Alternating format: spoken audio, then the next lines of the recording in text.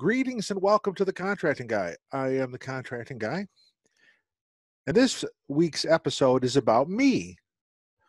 It kind of dawned on me that you didn't know who I was and who I am. So I'll share that with you in just a moment.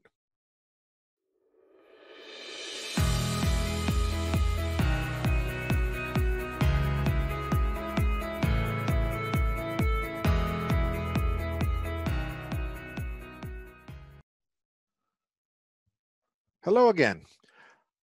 When I initiated back in May the Contracting Guy persona, I wanted to focus on specific things that interested me in looking at you. As a former government contracting guy, there were things that you did that made me kind of crazy.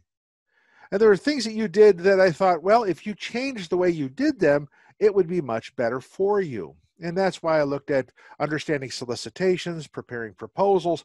Those were areas that were technically deficient. Certainly for the newer contractors that are interested in doing business, the newer sellers. I also looked at relationships because I recognized, and many others do as well, like Eileen Kent and Eric Coffey, that relationships are necessary to have a sound foundation of contracting. Because contracting is a contact sport. It's a people or process. So you have to engage people with this. But let's go back to me, because that's why I'm doing this, is that I have 30 years of experience. I do consulting. I do training. I do this online, the Contracting Guy podcast.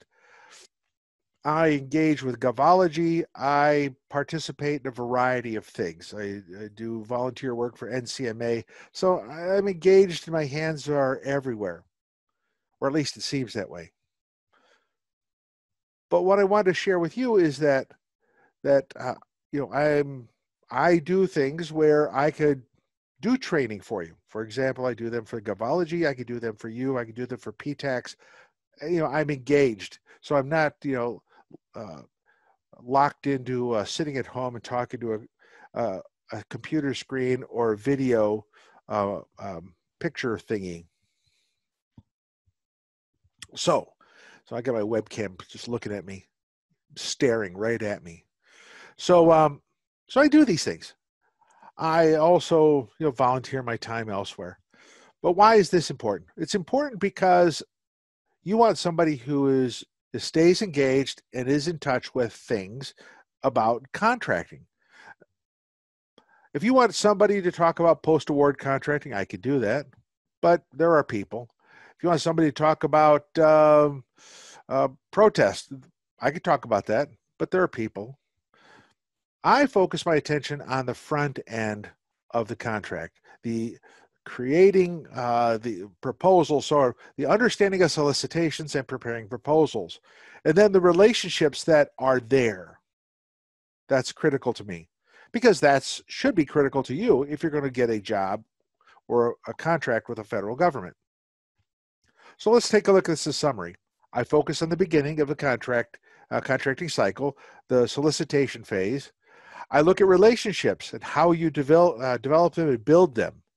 Now, oftentimes when talking about relationships, just to digress for just a moment, is that it's not easy. So it's incumbent upon you to do the work. I can't, or anybody else can, just flip a switch and you're in. You've got to do the legwork. Just the way it works. But having said that, there are things that you could do to be successful. So as the contracting guy, my goal is to make you successful. I do this because I just enjoy the stuffing out of contracting, but I also want to see you successful. So with that being said, I appreciate you listening. This is the Contracting Guy. I'm out. Thank you for watching the Contracting Guy. Please like, subscribe, and share the video. We'd appreciate that. This is the contracting guy. I'm out.